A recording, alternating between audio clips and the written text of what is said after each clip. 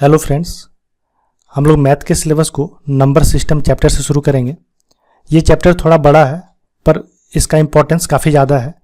इस पूरे number system के चैप्टर को नंबर ऑफ पार्ट्स में मैं कवर करूँगा और ये मान के चलिए कि आप एक बार नंबर सिस्टम को अच्छे से कर लेते हैं तो पूरे सिलेबस में इसके कंसेप्ट आपको काफ़ी मदद करेंगे। परीक्षा में भी इससे काफ़ी क्वेश्चंस देखने को मिलता है और ये पूरे सिलेबस में एक महत्वपूर्ण भूमिका निभाता है, आपके समझ को भी विकसित करने में मदद करता है। तो आइए शुरू करते हैं। पहले हम लोग धीरे धीरे बहुत ही आराम से पढ़ेंगे, फिर जैसे आपकी अंडरस्टैंडिंग डेवलप होती जाएगी हम अपनी गति तेज करेंगे।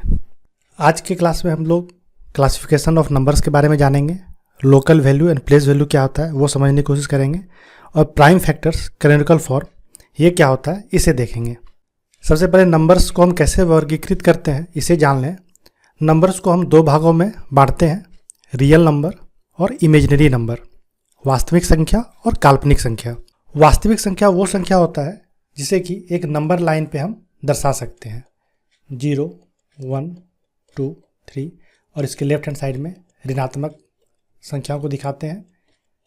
तो नंबर लाइन पे जिन संख्याओं को हम दिखा सकते हैं उसे हम वास्तविक संख्या या रियल नंबर कहते हैं। और इमेजिनरी नंबर वो होता है जिसे कि हम नंबर लाइन पे नहीं दर्शाते हैं। हमारे सिलेबस में सिर्फ रियल नंबर के बारे में हमें पढ़ना है, इमेजिनरी नंबर हमारे सिलेबस का हिस्सा नहीं है, लेकिन बाद में हम उसे भी देख लेंगे कि हम इमेजिनरी नंबर को कैसे दर्शाते हैं और इसके बारे में भी हम थोड़ा बहुत देख लेंगे। रियल नंबर को हम दो भागों में विभाजित करते हैं, इंटीजर्स और डेसिमल, पूर्णांक और दशमलव। पूर्णांक ये सारे पूर्णांक हैं, 0, 1, 2, 3 और डेसिमल 1.5, 2.5, तो ये सारे डेसिमल हैं। डेसिमल को पुनः हम दो भागों में बांटते हैं, टर्मिनेटिंग डेसिमल और non terminating decimal. Terminating decimal वो संख्याएं हैं जो कि एक समय के बाद रुक जाती हैं, टर्मिनेट कर जाती हैं, जैसे 1.25 इसके आगे कुछ नहीं है, 3.14 इसके आगे कुछ नहीं है। उसी तरह नॉन टर्मिनेटिंग डेसिमल्स वो संख्याएं हैं जो कि टर्मिनेट नहीं करती है, रुकती नहीं है, वो लगातार चलती जाती हैं, जैसे 1.2534 और इसी तरह आगे 1.6666 इसी तरह आगे। तो ये संख्याएं रुकती नहीं है, लगातार आगे चलती जाती हैं। अब नॉन टर्मिनेटिंग डेसिमल्स को भी हम दो भागों में विभाजित करते हैं, रिपीटिंग या रिकरिंग डेसिमल्स, नॉन रिपीटिंग या non recurring decimals. Repeating decimal वो होता है जो कि एक समय के बाद रिपीट करता है, जैसे कि आप देखें 1.6666 इसी तरह आगे चलते जाए तो आप देख रहे हैं कि ये नंबर रिपीट कर रहा है, 6 लगातार 6 ही आते जा रहा है। उसी तरह 1.252525 अगर इस तरह का कोई नंबर हो तो उसे हम रिपीटिंग नॉन टर्मिनेटिंग डेसिमल्स कहते हैं। अब ये नॉन रिपीटिंग वो संख्या है जो कि टर्मिनेट तो ना करती हो पर रिपीट भी ना हो, जैसे 1.2345 इसी तरह आगे बढ़ते जाए, इसका कोई पैटर्न फिक्स ना हो कि आगे कौन सी संख्या आएगी, तो उसे हम non repeating non terminating decimal कहते हैं। जैसे √2, √3, √5 ये सभी, पाई ये सभी non repeating non terminating decimals हैं। अब हम इंटीजर्स को देखें तो इंटीजर्स को हम तीन भागों में बांटते हैं, निगेटिव इंटीजर्स, जीरो और पॉजिटिव इंटीजर्स। निगेटिव इंटीजर्स जो कि नंबर लाइन के लेफ्ट हैंड साइड में आता है, पॉजिटिव इंटीजर्स जो कि नंबर लाइन में जीरो के राइट हैंड साइड में आता है, और तीसरा जीरो।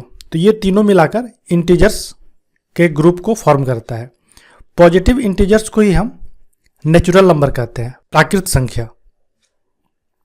और जब नेचुरल नंबर में हम जीरो को ऐड कर देते हैं तो वो पूरा होल नंबर का एक ग्रुप बन जाता है, अर्थात होल नंबर 0 से स्टार्ट होगा और नेचुरल नंबर 1 से स्टार्ट होगा। अब रेशनल नंबर और इरेशनल नंबर, परिमेय संख्या और अपरिमेय संख्या, ये दो संख्याओं का नाम आपने सुना होगा। तो रेशनल नंबर किसे कहते हैं? जिसे कि हम p बाई क्यू के फॉर्म में दर्शाते हैं। आगे हम इसे और डिटेल में पढ़ेंगे। फिलहाल हम यहाँ देख लें कि इसमें कौन कौन सा आएगा। इंटीजर्स, सारा का सारा इंटीजर जो है वो रेशनल नंबर है। जितने भी टर्मिनेटिंग डेसिमल होते हैं वो सारे रेशनल नंबर होंगे, और जितने भी रिपीटिंग नॉन टर्मिनेटिंग डेसिमल होंगे वो सारे रेशनल नंबर होंगे। इन सभी नंबर को हम p बाई क्यू के फॉर्म में दर्शा सकते हैं, जहाँ q नॉट इक्वल टू 0 होगा। उसी तरह इरेशनल नंबर जो एक बच गया हमारा नॉन टर्मिनेटिंग का दूसरा part, non repeating non terminating decimal, उसको हम इरेशनल नंबर कहते हैं। इसे हम p बाई क्यू के फॉर्म में नहीं दर्शा सकते हैं। तो इस तरह नंबर्स को हमने इस तरह से वर्गीकृत किया है, इसे आप ध्यान में रखेंगे और आगे हम फिर इन चीज़ों को और डिटेल में देखेंगे। अब एक आता है लोकल वैल्यू और प्लेस वैल्यू। लोकल वैल्यू क्या है और प्लेस वैल्यू क्या है? मान लेते हैं कोई एक नंबर है, जैसे 435967218, ये एक नंबर दिया हुआ है। तो इसमें किसी एक नंबर का, जैसे कि 5 का आपको प्लेस वैल्यू और लोकल वैल्यू को बताने के लिए कहा जा रहा है। तो लोकल वैल्यू वो वैल्यू होता है जो कि वो खुद उस नंबर को बताता है कि नंबर इटसेल्फ। जैसे कि आपको 5 का अगर लोकल वैल्यू कहेगा क्या है, तो वो खुद 5 ही उसका लोकल वैल्यू है। 7 का लोकल वैल्यू क्या है? 7 खुद उसका लोकल वैल्यू है। अब इस तरह प्लेस वैल्यू वो होता है कि वो किस प्लेस पे है वो, और उसको हम उस नंबर से मल्टीप्लाई कर देंगे। जैसे कि ये है फर्स्ट प्लेस, इकाई, दहाई, सैकड़ा, हजार। अब 7 का मुझे प्लेस वैल्यू निकालना है, तो 7 और 1000 से इसको मल्टीप्लाई कर देंगे, तो इसका 7000 प्लेस वैल्यू हो जाएगा। तो 7 का लोकल वैल्यू 7 और प्लेस वैल्यू 7000। इस तरह अगर 6 का हमें निकालने कहेगा, तो 6 को देखते हैं कि लोकल वैल्यू 6 ही रहेगा, और प्लेस वैल्यू ये जिस प्लेस पे है उसका वैल्यू कितना है। तो हम देख रहे हैं इकाई, दहाई, सैकड़ा, हजार, 10,000 के स्थान पे ही है, तो 10,000 से 6 को मल्टीप्लाई कर देंगे, तो 60,000 इसका प्लेस वैल्यू हो जाएगा। चलिए आगे चलते हैं। इवन नंबर और ऑड नंबर देखते हैं क्या होता है। इवन नंबर आप जानते ही होंगे, वैसे सभी नंबर जो कि 2 से विभाजित हो जाए उसे हम इवन नंबर कहते हैं। पर इवन नंबर के और भी 1-2 कंडीशन है जो कि उसे फुलफिल करना चाहिए, वो देखते हैं क्या होता है। It can be expressed in 2n form, वही जो मैंने कहा 2 से वो विभाजित होना चाहिए। दूसरा, 2 ऑड नंबर के बीच में हमेशा एक इवन नंबर होता है। कोई एक इवन नंबर अगर है तो उसके दोनों तरफ ऑड नंबर होना चाहिए। जब किसी नंबर को हम किसी इवन नंबर से जोड़ें तो हमको इवन नंबर मिले, तो वो नंबर हम इवन नंबर कह सकते हैं, वो इवन नंबर होगा। जैसे यहाँ पर अगर हम x को देखें, अगर इसको हम किसी इवन नंबर से जोड़ते हैं और हमें इवन नंबर ही मिलता है, तो वो x क्या होगा? एक इवन नंबर होगा। तो इसी तीनों कंडीशन के आधार पर हम 0 को देख सकते हैं कि 0 क्या है, तो ये एक इवन नंबर है। कैसे? 0 2 से विभाजित हो जाएगा, हाँ है। इसके दोनों तरफ क्या ऑड नंबर है? हाँ है, -1 इधर और +1 इधर। हम 0 के अगर बाएं देखें तो -1 है, और इसके दाएं देखें तो +1 है। ये दोनों क्या है? ऑड नंबर है, तो 0 इस कंडीशन को भी फुलफिल कर रहा है। और तीसरा, अगर 0 में किसी हम इवन नंबर को जोड़ते हैं, जैसे 2 को ही जोड़ें, तो एक इवन नंबर आना चाहिए, हाँ आ रहा है। तो 0 क्या है कि एक इवन नंबर है। बहुत सारे किताब में ये कॉन्ट्राडिक्टरी स्टेटमेंट रहता है कि 0 इवन नंबर नहीं है, पर अगर आप एनसीईआरटी के बुक में देखेंगे तो उसमें ये कहा गया है कि 0 एक इवन नंबर है, और काफ़ी सारे लोगों ने ये माना भी है। और इस तीनों कंडीशन को अगर फुलफिल जो भी करता है वो एक इवन नंबर होता है। 0 इस कंडीशन को फुलफिल कर रहा है, तो हम 0 क्या कहेंगे? ये एक इवन नंबर है। ऑड नंबर की क्या शर्तें हैं? तो ऑड नंबर को जो है वो 2 से डिविजिबल नहीं होगा, और इसे हम 2n+1 फॉर्म के रूप में दर्शा सकते हैं। जैसे 3 को देखें तो 3 जो है वो 2 से डिविजिबल नहीं है, और इसे हम 2n+1 के फॉर्म में लिख सकते हैं। क्या? n के जगह 1 रखते हैं, तो 2 × 1+1, तो क्या देखते हैं क्या मिलता है? 3 मिलता है, हाँ। तो इसे हम 2n+1 के फॉर्म में दर्शा सकते हैं। तो 3 क्या है? एक ऑड नंबर है। तो जितने भी ऑड नंबर है उसे हम 2n+1 के फॉर्म में दर्शा सकते हैं, और कोई भी ऑड नंबर 2 से डिविजिबल नहीं होगा। तो ये 2 कंडीशन जो है ऑड नंबर के लिए है। इसमें कुछ और जान लेते हैं, बेसिक्स चीज़ें हैं पर आपको जानना जरूरी है कि जब भी किसी ऑड नंबर को ऑड नंबर से जोड़ते हैं तो हमें इवन नंबर मिलता है। जैसे कि अगर हम देखें 3 एक विषम संख्या है, और इससे 3 एक दूसरी विषम संख्या से जोड़ते हैं, ऑड प्लस ऑड, तो हमें क्या मिलना चाहिए? एक सम संख्या मिलना चाहिए, हाँ मिल रहा है 6। तो odd plus odd equal to even, odd plus even 3 + 4 = 7। क्या ये ऑड है? हाँ ऑड है, ठीक है। दूसरा, इवन प्लस इवन क्या होता है? इवन। जैसे हम 2 को जोड़ते हैं 4 से तो क्या मिलेगा? 6। 6 क्या इवन है? तो ये तीनों कंडीशन जो है ये ऑड और इवन के लिए जो है हम देख सकते हैं, ये तीनों कंडीशन होता है। उसी तरह अगर मल्टीप्लिकेशन में अगर देखें तो ऑड को जब ऑड से मल्टीप्लाई करेंगे तो हमें क्या मिलेगा? एक ऑड नंबर मिलेगा। 3 इंटू 3 को करते हैं तो हमें 9 मिलता है, ये ऑड नंबर है। उसी तरह अगर हम ऑड को इवन से मल्टीप्लाई करते हैं तो हमें एक ऑड को जब इवन से मल्टीप्लाई करते हैं तो हमें एक इवन नंबर मिलना चाहिए। हम मिल रहा है। इवन को इवन से अगर हम मल्टीप्लाई करते हैं तो हमें एक इवन नंबर मिलना चाहिए। 4 इंटू 4 16। तो ये तीनों कंडीशन मल्टीप्लिकेशन के लिए लागू होता है ऑड और इवन में। रेशनल नंबर को मैंने बताया कि जिसे p बाई क्यू के फॉर्म में हम दर्शा सकते हैं, और साथ ही इसका दूसरा कंडीशन ये है कि q जो है वहाँ पर 0 नहीं होना चाहिए। कि जैसे कोई नंबर लेते हैं 3/5, ये एक रेशनल नंबर है। 4/7, 8/9, ये सारे रेशनल नंबर है। यहाँ पर q जो है वो 0 नहीं होना चाहिए, बस शर्त यही है। और इसे p बाई क्यू के फॉर्म में हम दर्शा सकते हैं, तो उसे हम रेशनल नंबर कहते हैं। ये आइदर टर्मिनेटिंग और नॉन टर्मिनेटिंग हो सकता है कि या तो ये 1.25 ये भी एक रेशनल नंबर है क्योंकि इसे p बाई क्यू के फॉर्म में दर्शा सकते हैं और ये टर्मिनेट कर रहा है। नॉन टर्मिनेटिंग भी हो सकता है, जैसे कि 1.666 इसे आगे चलते जाए तो ये भी एक रेशनल नंबर है। बस यही है कि ये अगर टर्मिनेट ना कर रहा हो तो ये रिपीट कर रहा हो। अगर हम इसको टर्मिनेट ना करें पर ये रिपीट कर रहा हो तो ये रेशनल नंबर हो जाएगा। जैसे एग्जाम्पल में देखें तो 5/4, 48/3, 3.25, 6.33 ये सारे रेशनल नंबर हैं। नेक्स्ट इरेशनल नंबर वो होता है जिसे कि हम p बाई क्यू फॉर्म में नहीं दर्शाते हैं। और दूसरा है कि ये non terminating and non repetitive होता है। जैसे 1.5678 और ये आगे चलते जाए कि ये रिपीट भी नहीं कर रहा है और टर्मिनेट भी नहीं कर रहा है, तो ये इरेशनल नंबर कहलाएंगे। जैसे एक एग्जांपल में मैंने आपको बताया था कि पाई, √3, √5 ये सारे इरेशनल नंबर है। पाई आप कह सकते हैं कि ये तो 3.14 इसका वैल्यू होता है, तो नहीं, ये इसका अप्रॉक्सीमेट वैल्यू है, ये इसका एग्जैक्ट वैल्यू नहीं है। 22/7 के रूप में इसे लिखते हैं, लेकिन ये इसका अप्रॉक्सीमेट वैल्यू है। इसका जो एग्जैक्ट वैल्यू है वो 3.14159 इस तरह से आगे ही चलते रहता है, ये कभी टर्मिनेट नहीं करता है। तो पाई भी क्या है, एक इरेशनल नंबर है। आगे बढ़ते हैं। नेचुरल नंबर, प्राकृत संख्या, इसे हम काउंटिंग नंबर्स भी कहते हैं। ये 1, 2, 3 से शुरू होकर ये इन्फिनाइट तक जाता है। इसे हम 3 भागों में विभाजित करते हैं। पहला है प्राइम नंबर्स, अभाज्य संख्या। दूसरा यूनिटी, जिसको कि 1 से दर्शाते हैं। और तीसरा कंपोजिट नंबर। तो ये नेचुरल नंबर के 3 पार्ट हैं। प्राइम नंबर वो नंबर होता है जो कि खुद से और 1 से, बस ये सिर्फ 2 से डिविजिबल हो, खुद से डिविजिबल हो और 1 से डिविजिबल हो। यूनिटी को हम ना तो प्राइम नंबर कहते हैं ना कंपोजिट नंबर कहते हैं। और तीसरा है कंपोजिट नंबर। कंपोजिट नंबर वो होता है जो कि 1 से और खुद से तो डिवाइड हो ही हो, साथ ही एक और भी नंबर से डिवाइड हो। मीन्स इसमें 3 कंडीशन होना चाहिए, खुद से डिवाइड होगा ही होगा, 1 से हो और एक और नंबर से डिवाइड हो, तो इसे हम कंपोजिट नंबर कहते हैं।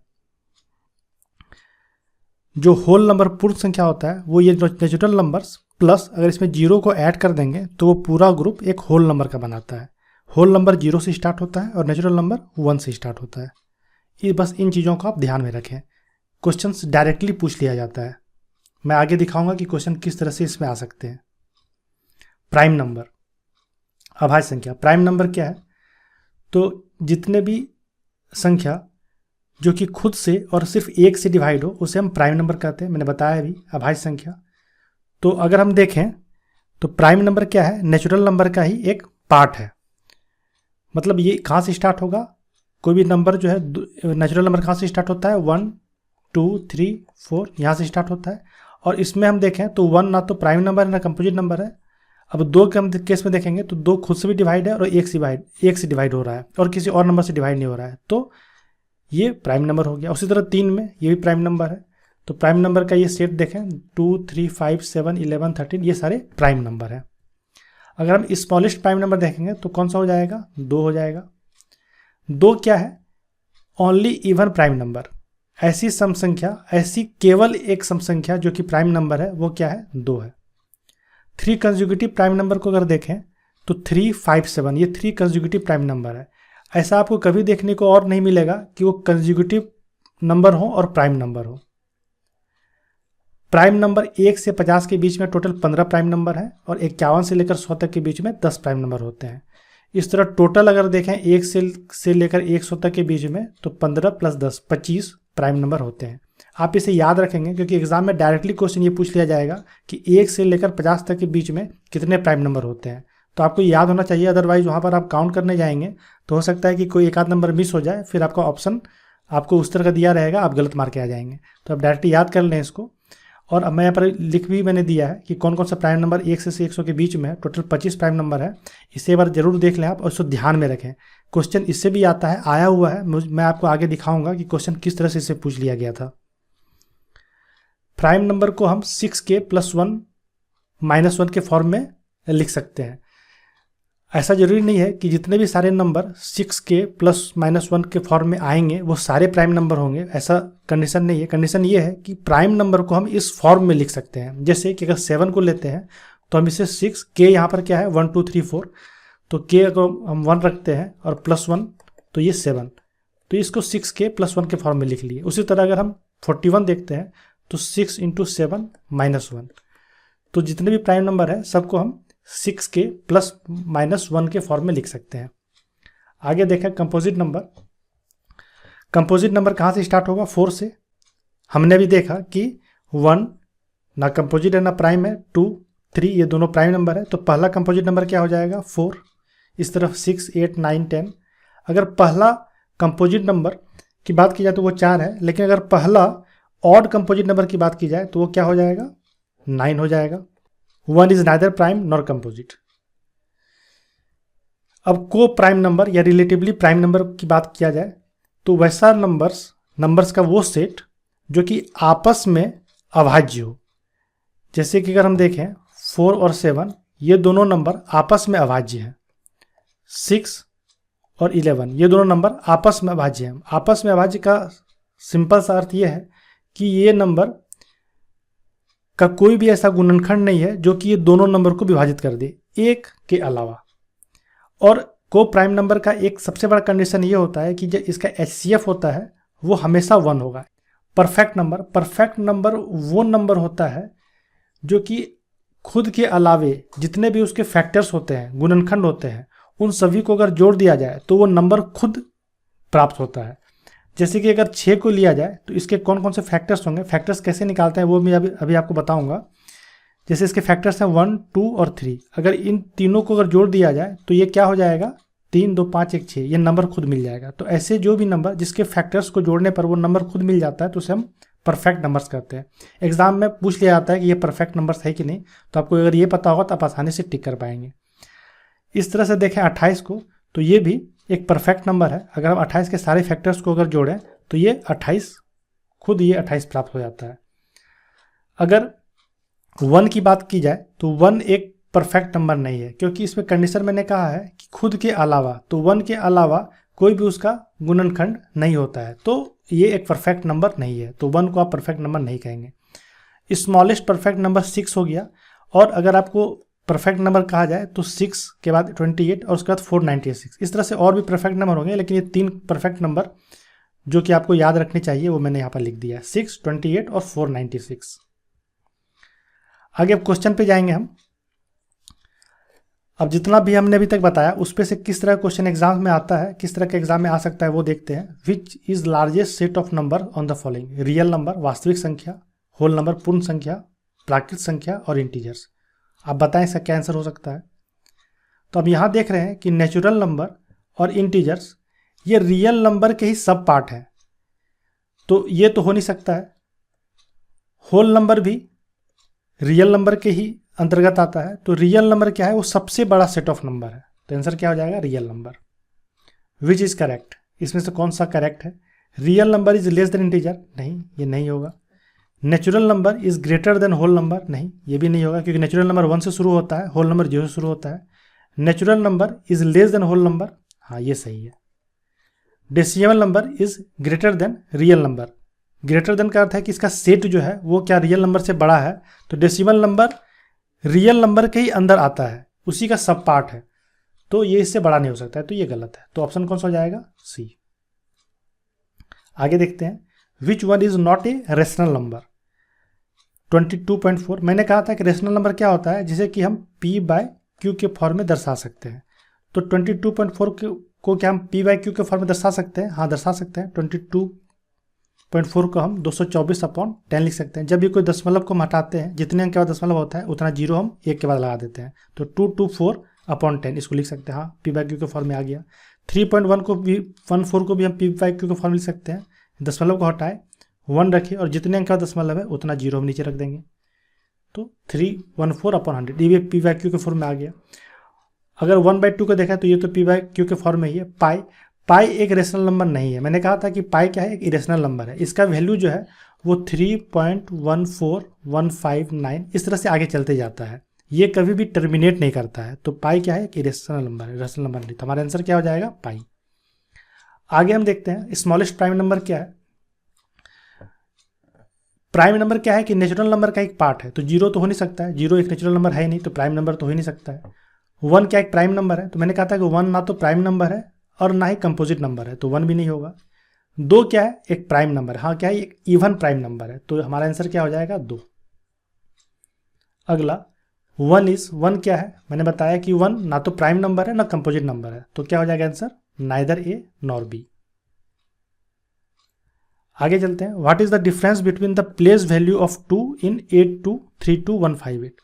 तो यहाँ 2 जो है 2 बार आया है। आपको ये कहा गया है कि दोनों के प्लेस वैल्यू में क्या डिफरेंस है, इस 2 के प्लेस वैल्यू और इस 2 के प्लेस वैल्यू में क्या डिफरेंस। तो मैंने बताया था कि प्लेस वैल्यू कैसे निकालना है। इस 2 के प्लेस वैल्यू की बात करें तो 2 इंटू इकाई, दहाई, सैकड़ा, हजार, 10,000, लाख, तो 1 के बाद 5 टाइम्स 0 आ जाएगा इसमें, तो इसका प्लेस वैल्यू हो गया 2 लाख। उसी तरह इस 2 की बात करें तो इसका प्लेस वैल्यू हो जाएगा 2 इंटू 1000, क्योंकि 1000 प्लेस पे है, इकाई, दहाई, सैकड़ा, हजार, तो ये 2000। इस दोनों का डिफरेंस पूछ रहा है। इस दोनों को जब हम माइनस करेंगे तो हमारा आंसर क्या आ जाएगा, 198,000। तो कौन सा आंसर हो जाएगा, ऑप्शन ए। तो ये क्वेश्चन जेएसएससी में आया हुआ क्वेश्चन, आप देख सकते हैं कि कितना आसान क्वेश्चन पूछा जाता है। अगर आपको सिर्फ ये कंसेप्ट पता हो तो आप आसानी से निकाल सकते हैं। दूसरा और एक क्वेश्चन लेते हैं जो कि जेएसएससी में पूछा गया है। मैंने कहा था कि मैं बताऊंगा आपको आगे कि प्राइम नंबर किस तरह क्वेश्चन पूछता है। आपसे ही पूछा गया है कि प्राइम नंबर बिटवीन 1 एंड 100 के बीच में कितने ऐसे प्राइम नंबर हैं जिसकी यूनिट डिजिट 3 है। तो आपको अगर ये पता नहीं होगा तो आप कहीं ना कहीं मिस कर जाएंगे और ये गलत आंसर मार के आ जाएंगे। तो प्राइम नंबर आप देखें तो कितने प्राइम नंबर है जिसके यूनिट डिजिट में 3 है, 3, 13, 23, 43, 53, 73, 83। तो टोटल कितने हो गए, 1, 2, 3, 4, 5, 6, 7, टोटल 7 ऐसे प्राइम नंबर हैं जिसके यूनिट प्लेस में 3 है, 1 से लेकर 100 के बीच में। तो आपका आंसर क्या हो जाएगा, 7। तो ये क्वेश्चन आया हुआ क्वेश्चन है जेएसएससी का। तो ऐसे सब क्वेश्चन पूछ लिए जाते हैं, तो आपको इन सभी चीज़ों का नॉलेज होना चाहिए। अब हम नंबर्स के प्राइम फैक्टर्स और उसके कैनोनिकल फॉर्म को देखेंगे कि हम किसी नंबर के प्राइम फैक्टर्स को कैसे निकालते हैं और उसे कैनोनिकल एक्सप्रेशन या कैनोनिकल फॉर्म में हम कैसे लिखते हैं। एक कोई नंबर ले लें, जैसे कि मैंने 72 ले लिया। इसके प्राइम फैक्टर्स को निकालने के लिए आपको क्या करना है, इसको हम ट्री मेथड कहते हैं। अभी जो मैं बताऊंगा आपको वो ट्री मेथड से बताऊंगा। इसको क्या करें, आपकी 2 नंबर के फॉर्म में बदल लें कि इसको 2 ऐसे नंबर जिसको कि मल्टीप्लाई करने के बाद हमें 72 मिले, तो क्या क्या हो सकता है, 8 और 9। आप कुछ भी ले सकते हैं, आपको जो भी मन में है आप उस नंबर में लिख लें और इस नंबर को तब तक आगे की ओर तोड़ते जाएं जब तक कि कोई प्राइम नंबर नहीं मिल जाता है। तो हम देखते हैं क्या 8 और 9 क्या ये प्राइम नंबर है, तो नहीं, ये प्राइम नंबर नहीं है।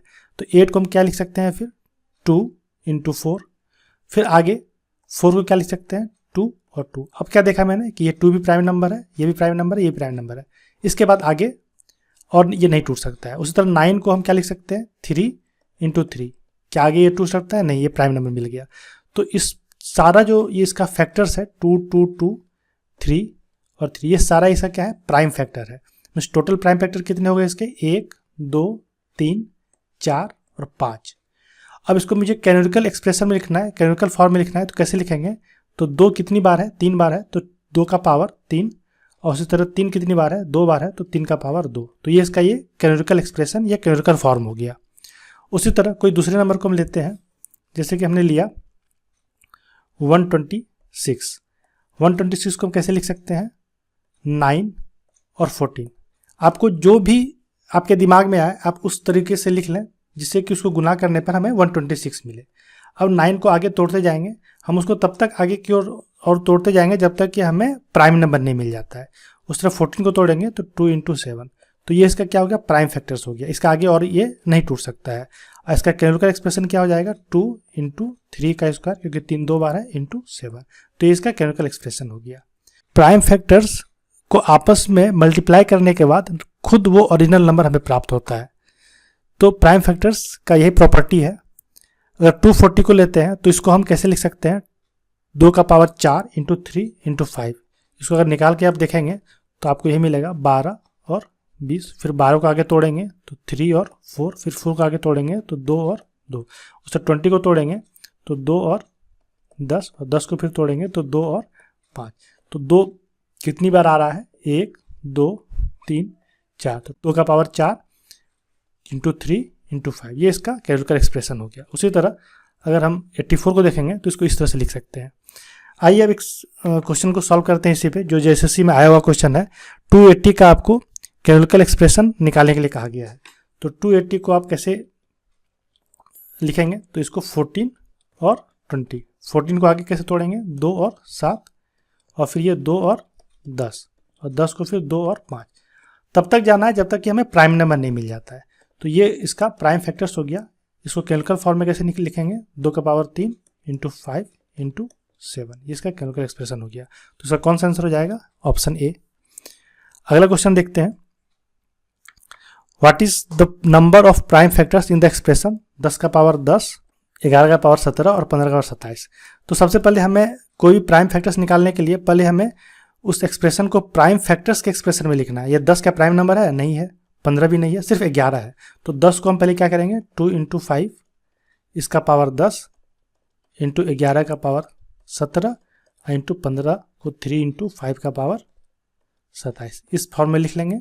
और फिर पावर को अलग अलग कर लेंगे, और फिर जो भी इसके पावर है इसको ऐड कर देंगे उसके नंबर ऑफ प्राइम फैक्टर्स को निकालने के लिए। तो हम सबको ऐड करेंगे तो हमारा रिजल्ट क्या आएगा, 91। तो कौन सा आंसर हो जाएगा, ऑप्शन ए।